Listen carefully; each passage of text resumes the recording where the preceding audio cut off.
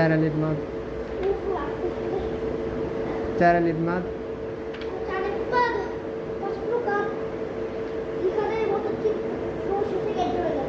বলো যেখানে মোটা চিহ্ন বলো।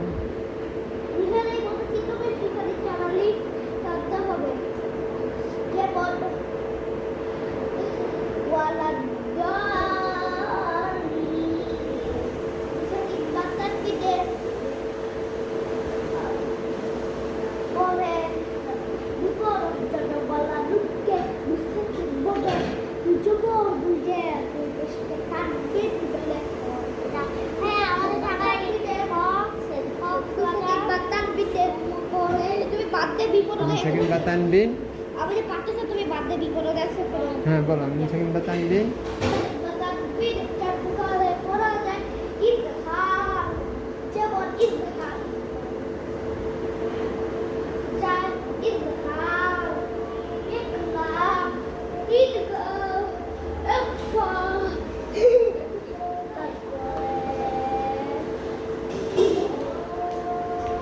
যার অর্থ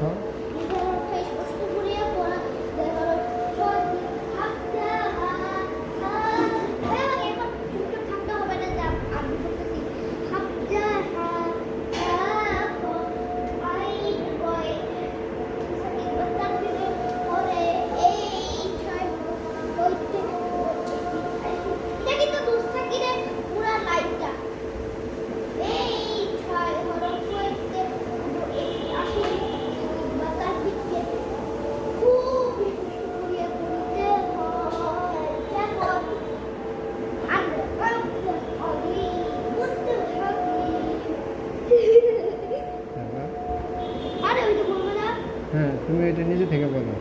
আচ্ছা আমতা এখানে কোন উচ্চারণটা তোমার ইজহারে হাকিকি হয়েছে বলো। আন যে ইজহারে হাকি, ইয়েস আন আন যে ইজহারে হাকিকি হয়েছে এটা বুঝছো কিভাবে? আগে নুন সাকিনের পর এটা বুঝো।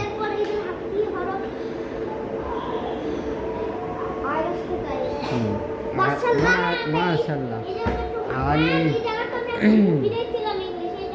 হ্যাঁ রায়ান, রায়ান বলো আলিমুন হাকিম।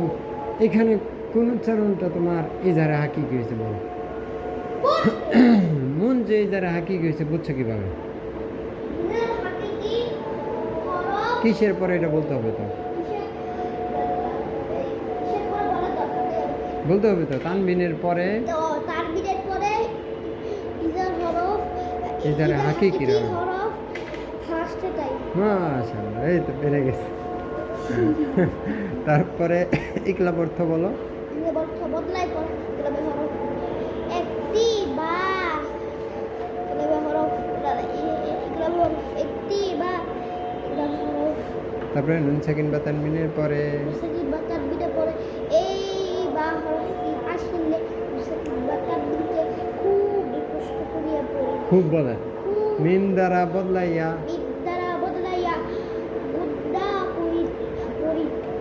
গুন্না করিয়া করিতে হয়। এটা তো এটা এটা আরবিটা বললাম, এটা বললাম, এটা ভুলা যায় শুধু আমি আজ ওই যদি আমি অন্য কিছু করি তাহলে মনে থাকে। এটা বলো মিম বাদি তো মিম বাদি এখানে কোন উচ্চারণটা তোমার ইকলাব হয়েছে? মিম গুন্না করতে হবে। মিম যে তোমার ইকলাব হয়েছে এটা তুমি বুঝছো কিভাবে? বলতে হবে নুন সাকিনের পরে ইকলাবের হরফ বা আসছে তাই। তারপরে সামিউম বাসির এখানে কোন উচ্চারণটা ইকলাব হয়েছে? সামিউম বাসির এখানে কোন উচ্চারণটা তোমার ইকলাব হয়েছে? সানাউম কি যে ইকলাব হয়েছে এটা বুঝছো কিভাবে? বলবা যে তানবিনের পরে ইকলাবের হরফ বা আসছে তাই। এটা কালকে সুন্দর করে মুখস্থ করতে হবে, ঠিক আছে? ওকে, তাও ভুল হলে কিচ্ছু করবো না আমি। ভুল হলে আমি করবো না। এরা কিন্তু আজকে পরেরই দেখে রাখো। হ্যাঁ না, তুমি এবার বলো, আপু মুখস্থ ভাইকে বলো, খাবার দাও। মুখস্থ বলো তুমি। মুখস্থ আসতে বলবো না, আমি এখন ব্যস্ত এটা নিয়ে। তোমার এটা এখন পড়া নাকি তোমার এই আরবি পড়া এখন? ভাইয়া আমি এটা করতে করতে টাইম কি চলে যাবে, আমি দেরি খেললাম। হ্যাঁ তুমি বলো, মাদের বিবরণ থেকে বলো।